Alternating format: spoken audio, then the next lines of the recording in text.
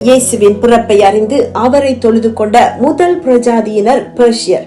கிழக்கிலே அவருடைய நட்சத்திரத்தை கண்டு காணிக்கைகளுடன் வந்து பணிந்து கொண்ட ஞானிகள் பெர்ஷியர் என வேத ஆராய்ச்சியாளர்கள் கூறுகிறார்கள்.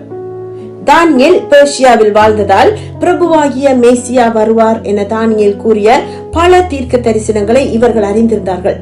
எனவே தான் யூதருக்கு ராஜாவாக பிறந்திருக்கிறவர் எங்கே என இவர்களால் கூற முடிந்தது.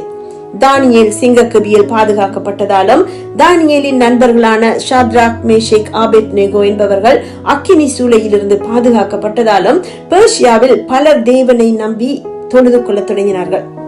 பெந்தேகோஸ்தே நாளில் பார்த்தர், மேதியர், ஏலாமியர் ஆகியோர் எருசலேமுக்கு வந்திருந்ததாக அப்போஸ்தலர் 2:9 கூறுகிறது. இப்படி வேதாகமத்தில் பல இடங்களில் கூறப்பட்டுள்ள பெர்ஷியர் நியாயமும் இரக்கமும் காண்பித்து இஸ்ரவேலரை குறித்த தேவ திட்டத்தை நிறைவேற்றுவதில் தேவ கரத்தில் பயனுள்ள